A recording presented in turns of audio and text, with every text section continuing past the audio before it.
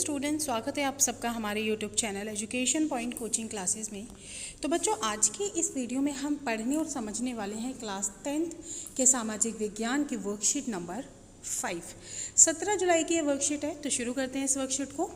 बच्चों, जैसा कि हमने वर्कशीट नंबर 3 और 4 में भी संसाधन चैप्टर के बारे में पढ़ा, तो आज भी हम उसी चैप्टर से संबंधित कुछ पॉइंट्स को पढ़ेंगे। तो चलिए शुरू करते हैं। तो प्यारे विद्यार्थियों, आपने कार्यपत्रक 3 और 4 में संसाधन और उसके उपयोग के विषय में जानकारी प्राप्त की। आज के कार्यपत्रक के माध्यम से हम संसाधन संरक्षण के विषय में जानेंगे। देखो, संरक्षण का मतलब होता है उसको सुरक्षित करना, और जनरली अगर संसाधन संरक्षण की बात है तो यहाँ पे बात की जा रही है फॉर फ्यूचर जनरेशन, यानी कि जो आने वाली भविष्य की पीढ़ी है उसके लिए हमें इन संसाधनों को बचा के रखना है। क्योंकि जिस प्रकार हम संसाधनों का प्रयोग बिना सोचे समझे किए जा रहे हैं, उससे ये पूरी गारंटी है कि आने वाली जो जनरेशन है उनको ये संसाधन प्राप्त नहीं हो पाएंगे।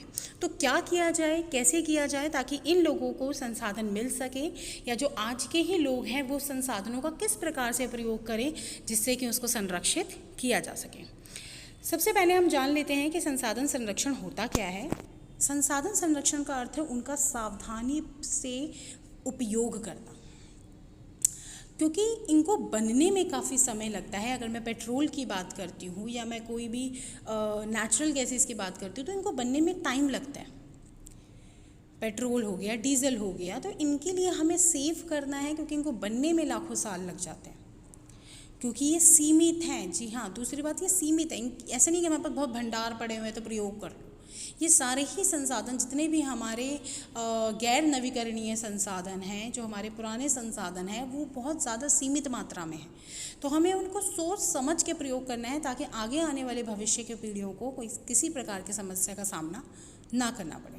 तो इसी में सबसे पहले हमारा है भूमि संसाधन का संरक्षण। भूमि, जो हमारी धरती है, उसके ऊपर वनारोपण, पेड़ काटे जा रहे हैं, हम रसायनों का प्रयोग कर रहे हैं, हम कीटनाशक दवाइयों का प्रयोग कर रहे हैं, या फिर हम बहुत ज़्यादा जो अतिचारण है वो हो रहा है, जिस वजह से हमारी जो भूमि है वो ख़राब होती जा रही है। तो हमें ऐसे तकनीक अपनानी है जिससे कि ये समस्याएं ना हो और हमारी भूमि सुरक्षित रहे। वहीं मृदा, भूमि से सीधा मृदा जुड़ी हुई होती है। अतिचारण है या वृक्षारोपण है, हम पेड़ों को काट देते हैं और पेड़ों की जड़ें मिट्टी को रोक के रखती हैं, या बार बार अगर बाढ़ आ रही है या हम विभिन्न प्रकार की फसलें लगा रहे हैं, उस कारण क्या होता है कि ये जो हमारी मिट्टी है ये ख़राब हो जाती है। और आफ्टर ग्रीन रेवोल्यूशन, हरित क्रांति के बाद तो मृदा की जो स्थिति है, जो उसकी जो क्वालिटी है वो और भी ज़्यादा ख़राब हो गई है। तो हम क्या करें जिससे कि हम इसको सुरक्षित कर सकें, इस पर हमें सोचना पड़ेगा। तीसरा, जल संसाधन। क्या है जल संसाधन? जल तो मतलब एक ऐसी चीज़ है जिसके बिना हम अपने जीवन को सोच ही नहीं सकते। लेकिन आज हम क्या कर रहे हैं, जितना भी वेस्ट पानी होता है, गंदा पानी होता है, वो हम नदियों में विसर्जन कर देते हैं, नदियों में डाल देते हैं। औद्योगिक जितना भी बचा हुआ पानी होता है वो सब केमिकल वाला पानी हमारे नदियों में जाता है, जिस वजह से जल की जो स्थिति है, उसकी जो क्वालिटी है वो ख़राब हो रही है। हमें इसको रोकना होगा और जल को प्रदूषित होने से बचाना होगा।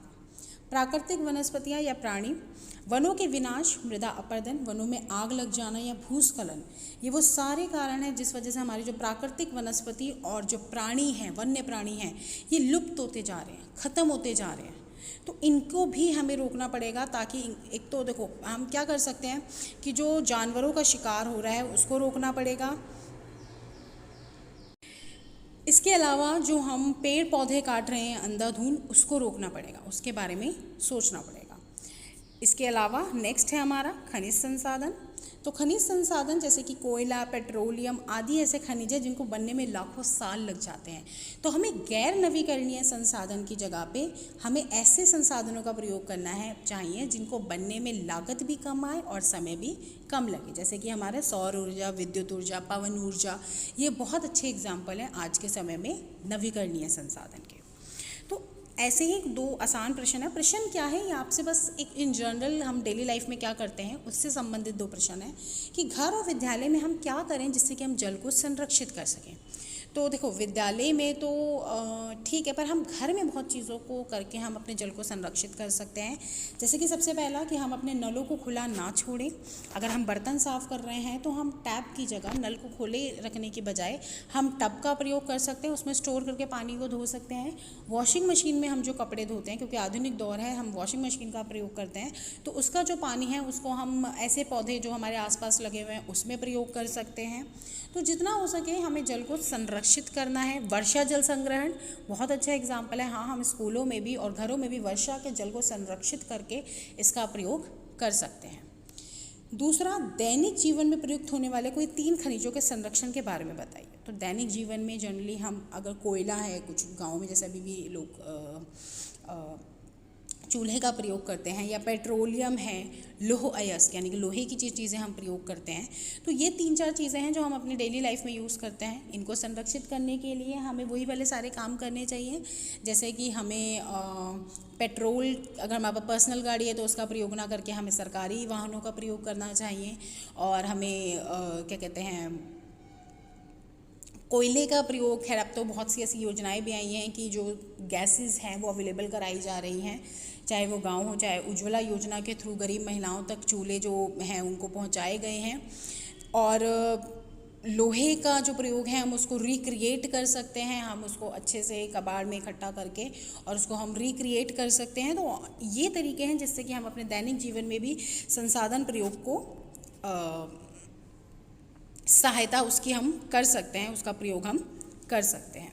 तो इसी के साथ आज की वीडियो हमारी कंप्लीट होती है। बहुत आसान वीडियो है पर बहुत इम्पॉर्टेंट भी है। तो पढ़ाई जारी रखिए, मिलते हैं नेक्स्ट वीडियो में। Thank you so much.